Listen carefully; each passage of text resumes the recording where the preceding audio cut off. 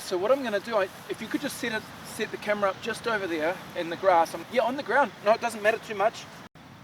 Yeah, I'm just going to run in and say hi to the camera. It's going to be pretty dynamic. Awesome, bro. Appreciate it, yeah? I like the position. Hey, Yorana Karua. Marc Shields here with another episode of Rapa Nui Life where Bro, did you see this dog crap here? No, I've literally slid right through it. Oh, bro. Oh, it's all over me, man. Oh, bro, that's disgusting.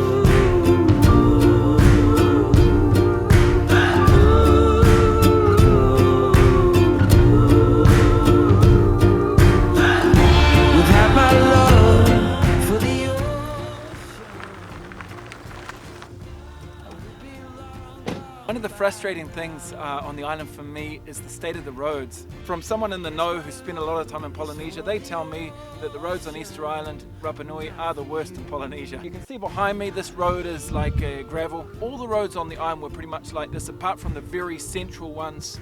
If you live in a house beside one of these roads, all the dust just goes in all day. It was really cool when they fixed all the roads. So about 8 years ago, they decided to tar seal them all, and they changed them from this into this. Look at this. You can see some real state-of-the-art roading here. The Romans have been through here, obviously. Now, we don't pay any income tax on the island, and many people are happy about that, but I tell you what, we end up paying through our car repairs with roads like this. But I guess the reason behind it is perhaps 100% employment, because they do them so badly that they've got people working on the roads all the time. I want to show you what they have invested the money on. It's going to blow your mind.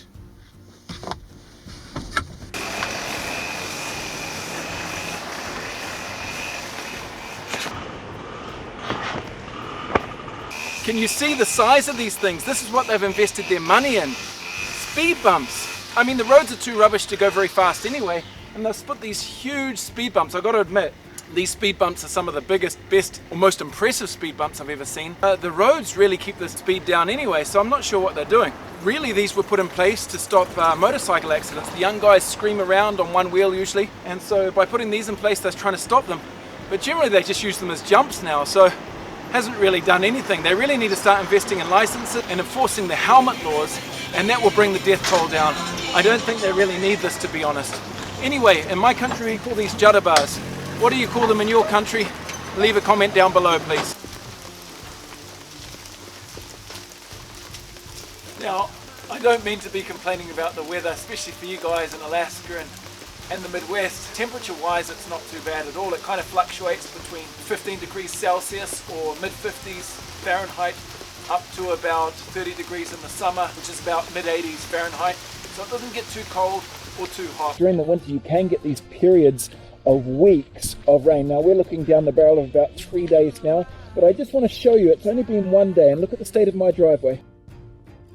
So you can see my van behind me. That van can't leave this area until it stops raining, just because it won't get out. It'll end up in long grass just over here. You know, we have been held up 2 or 3 days at a time in the house without being able to leave. So when we're looking down the barrel of a storm, we often go and buy up some food, get some DVDs and kind of hunker down for a few days, which is kind of nice for a few days.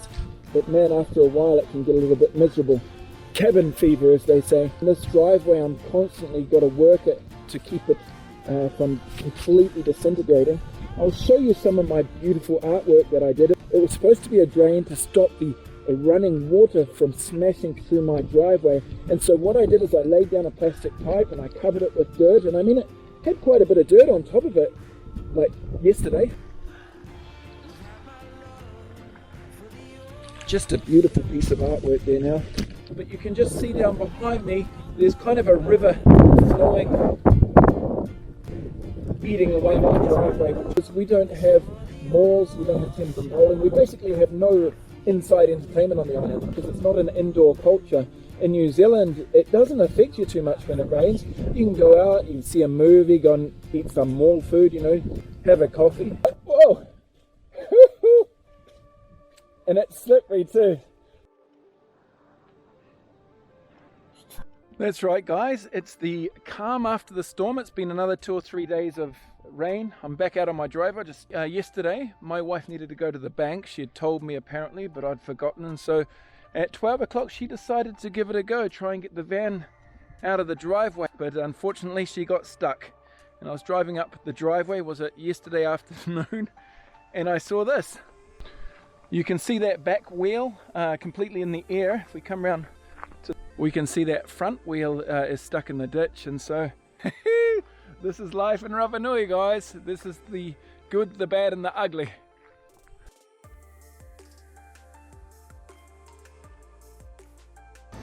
It's one of the only places in the world where they actually weigh the lettuce. You want to buy a lettuce, an iceberg lettuce, one of those normal lettuces, they will weigh it for you because they've first got to weigh the cost of getting it over here and then the price on top of that.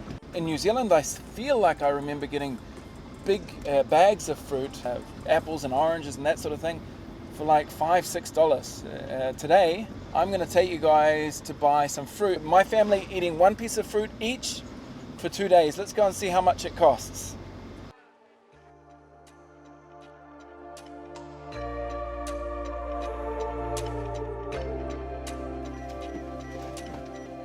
Okay guys, so that cost me about 15 American dollars for 12 pieces of fruit, 6 oranges and 6 apples. That's over $1 a fruit. Sounds expensive, feels expensive. It's 2 days of fruit if my family eats one piece of fruit each day each. So that costs $15 for 2 days, which means if we ate fruit every day, that would be, someone give me,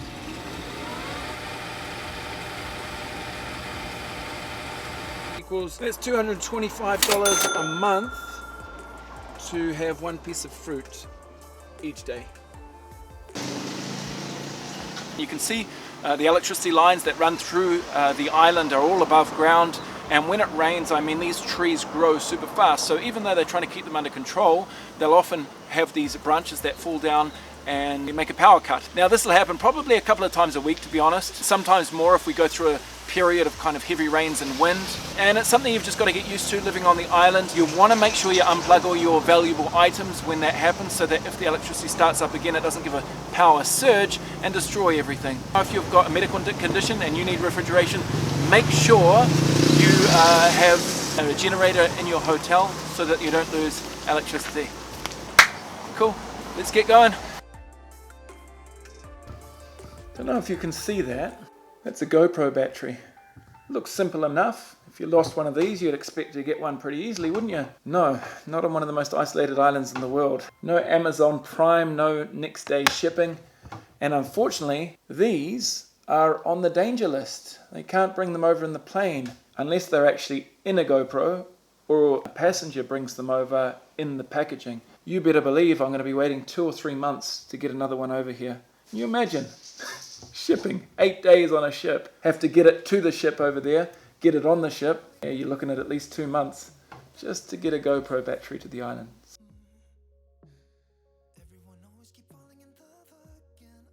So I'm outside the hospital. Now I shouldn't complain too much because most of the medical stuff here is free, or at least you pay a minimal amount for each month. What I will complain about is if I want to go to the dentist, I have to wake up at like 5 o'clock in the morning and come and line up here till 8 o'clock. So sometimes 3 hours waiting, and sometimes even after that, there's no place for me to get my dental work. Now sometimes there are good days, and the other day I came down 6:30 in the morning. I was able to have my dental work that day free of charge and get out again.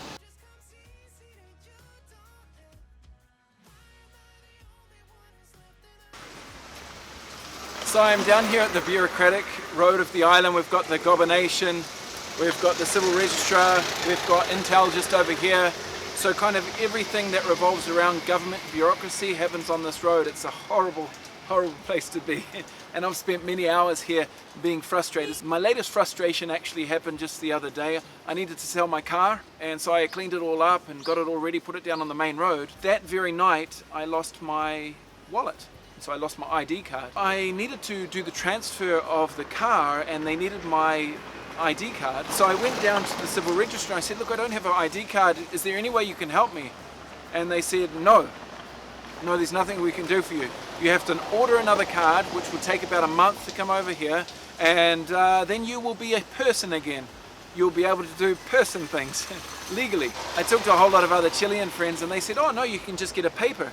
So I went down and I said, there's nothing you can do? My friend said he can give me a paper and that can function as my ID for a month while I'm waiting for it. And they said, no, we can do that for everyone but foreigners. I realized also if someone finds my card, they can use it and buy and sell things. So I thought, man, I better cancel it. So I got on my phone and I got onto the government website. The government website did not have a mobile site. And so I was trying to get through it. I finally got it all done. But when it said, do you accept that all these terms are correct? The place where you press accept was outside of the window on my mobile device. And so I couldn't press it. Finally, I was able to do it on a proper computer.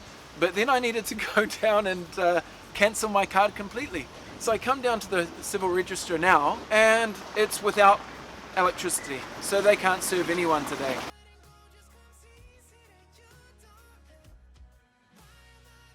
In front of me I have some water piping. It's the obligation of the company to bring the water to the water reader about 500 meters that way. And I've run about 400 or 500 meters of piping like this to my house. Most of it's open still. I haven't got around to covering it. The problem with that is that every now and again we get horses. We kind of live a little bit out of town. We've got a nice little area of countryside here, and so the horses which run wild in the island often make their way up here, and when they're up here they often step on this piping and I've got to fix it. So one of the banes of my life is this water piping, but I guess I'm a little too lazy to put in the 2 or 3 days it would take to kind of really cover it and protect it.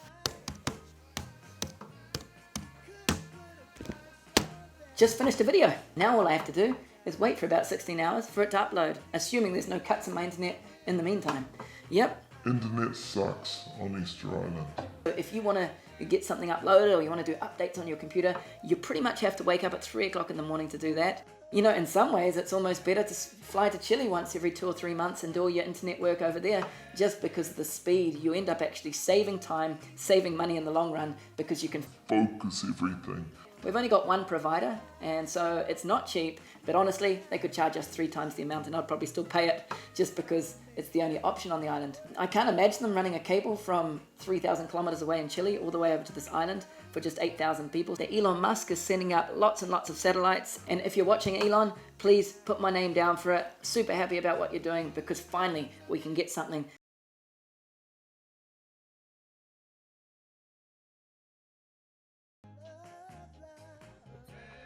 Hey guys, really enjoyed making that video. Hope you enjoyed it too. Make sure you leave a comment, subscribe, bell, all that good stuff. That's 10 things that frustrate me about living on Easter Island. You may say, well, you've only given us 9, Mark.